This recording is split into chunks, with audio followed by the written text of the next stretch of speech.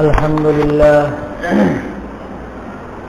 لله نحمده ونستعينه ونستغفره ونؤمن به ونتوكل عليه ونعوذ بالله من شرور أنفسنا ومن سيئات أعمالنا من يهده الله فلا مضل له ومن يضلله فلا هادي له ونشهد أن لا إله إلا الله وحده لا شريك له ونشهد أن سيدنا ومولانا محمدا عبده ورسوله وصلى الله تعالى عليه وعلى آله وأصحابه أجمعين أما بعد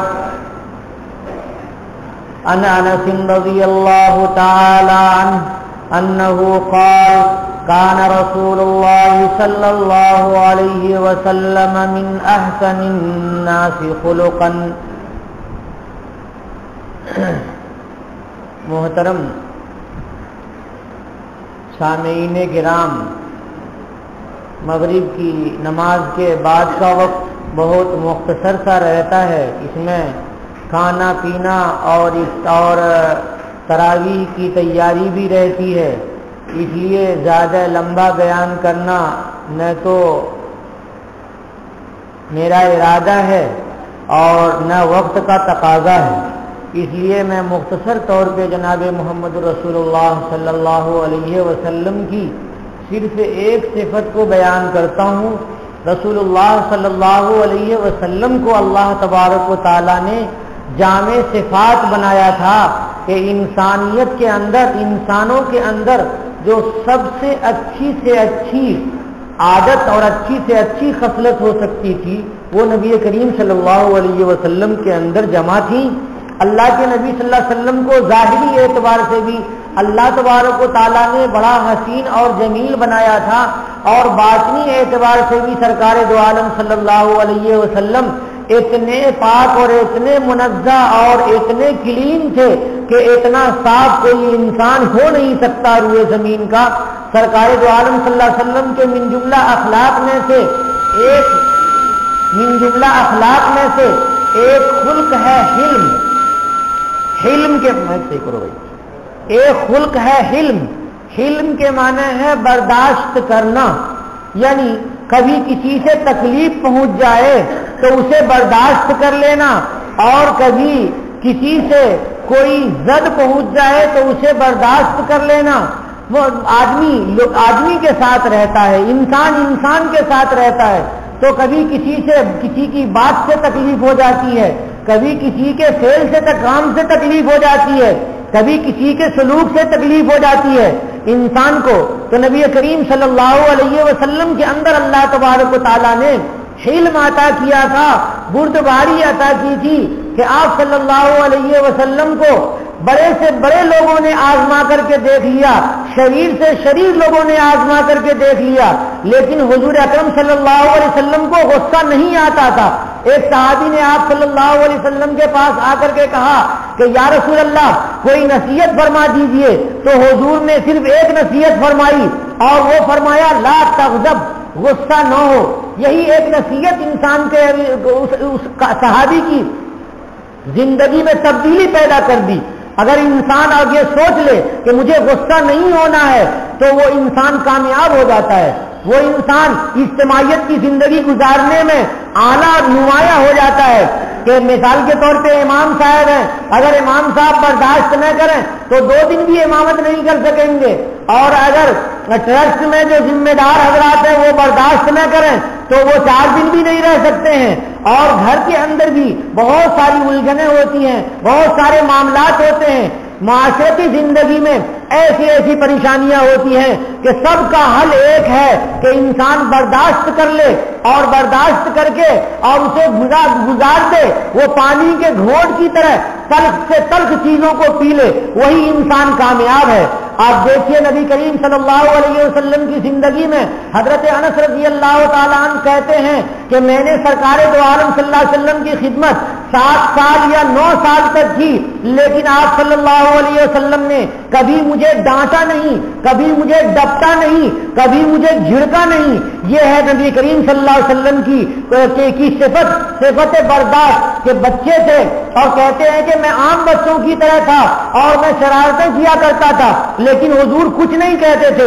ایک مرتبہ کہا حضور صلی اللہ علیہ وسلم نے کہ اے انس وہاں چلے جاؤ، انہوں نے کہا میں نہیں جاؤں گا، لیکن دل کے اندر تھا کہ جاؤں گا، لیکن بچے کبھی کبھی نخرے کرتے ہیں اور کہہ دیتے ہیں کہ میں نہیں جاؤں گا، دل کے اندر تھا کہ میں جاؤں گا لیکن کہہ دیا کہ نہیں میں نہیں جاؤں گا۔ نبی کریم صلی اللہ علیہ وسلم نے کچھ نہیں کہا۔ پھر حضرت انس نکل گئے، جانے کے لیے تیار ہو گئے اور گئے۔ راستے میں کچھ بچے کھیل رہے تھے، حضرت انس نے دیکھا کہ کھیل رہے ہیں بچے، کھڑے ہو گئے۔ اب بچے ہیں ان کو کھیل دیکھنے میں جی لگ گیا اور دیکھتے رہ گئے۔ نبی کریم صلی اللہ علیہ وسلم نے دیکھا کہ انس ابھی آئے نہیں تو حضور نکل گئے، اور نکل کر کے دیکھا تو دیکھا کہ بچے کھیل رہے ہیں اور انس کھڑے ہو کر کے اسے دیکھ رہے ہیں۔ حضور نے حضرت انس کا سر ایسے پکڑا اور تو انہوں نے دیکھا، حضرت آپ ڈر گئے کہ جا رہا ہوں۔ حضور نے کہا کہ ارے انس میں نے تم کو فلاں کام کے لیے کہا تھا نا؟ انہوں نے کہا ہاں یا رسول اللہ میں ابھی جا رہا ہوں، اور پھر وہ اس کام کے لیے نکل گئے۔ نبی کریم صلی اللہ علیہ وسلم نے ڈانٹا نہیں، پھٹکارا نہیں۔ ہم اپنے بچوں کو کہتے ہیں فلاں کام کر کے لے آؤ، اور اگر بچے سے تھوڑی سی کوتاہی ہو گئی تو ہم ڈانٹنے لگتے ہیں، بلکہ ہم ہاتھ اٹھا لیتے ہیں، کبھی چھڑی اور ڈنڈے اٹھا لیتے ہیں، اور ہم برداشت نہیں کرتے۔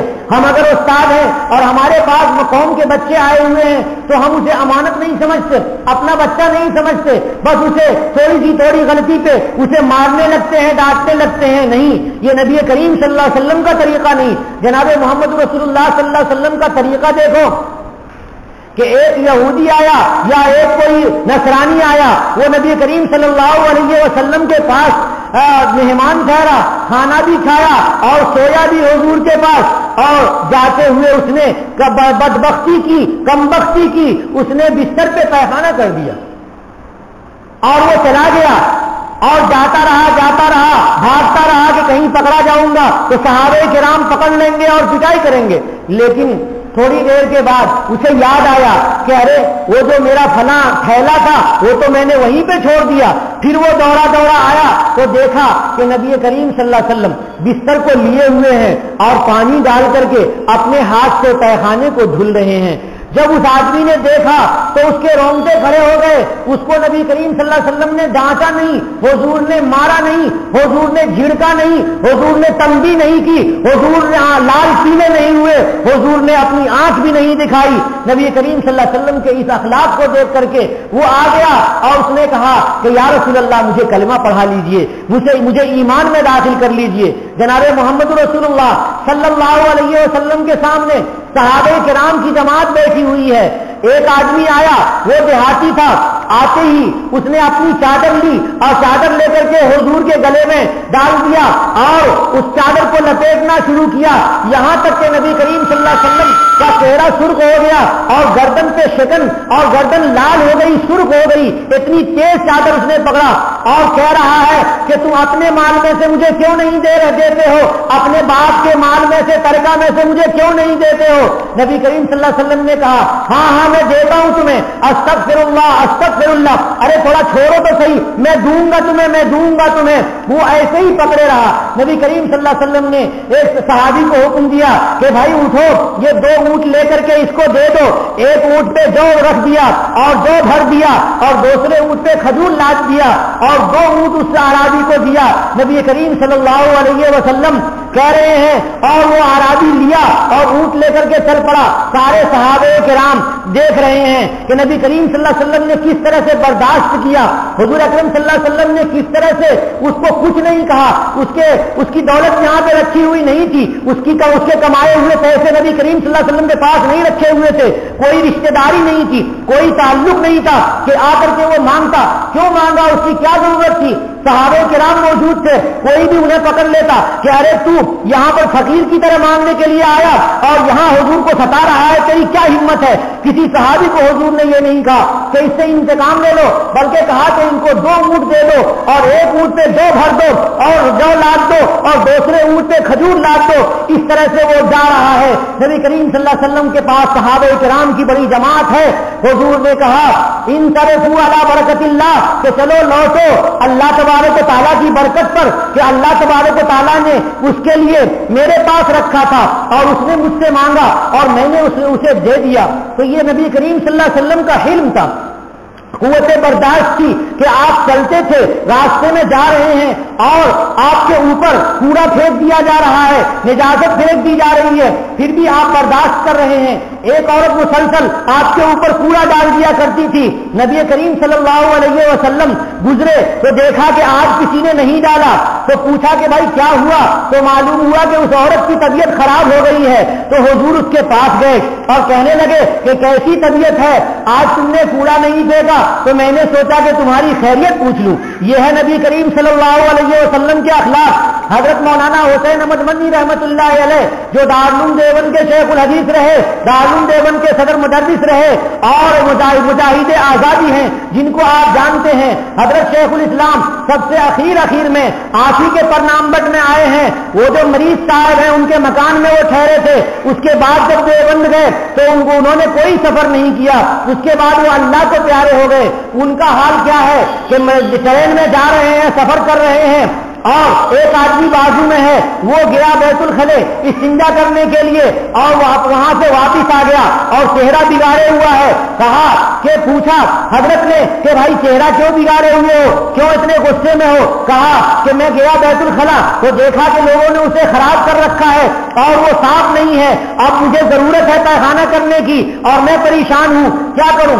حضرت نے کہا، حضرت خاموش رہے اور حضرت چپ سے گئے اور جا کر کے بیت الخلا کو اچھی طرح سے صاف کیا، پانی ڈال کر کے اور پوچھ کر کے صاف کر دیا۔ آئے حضرت واپس اور کہنے لگے کون سے بیت الخلا کی بات کر رہے تھے آپ جا کر کے دیکھیے۔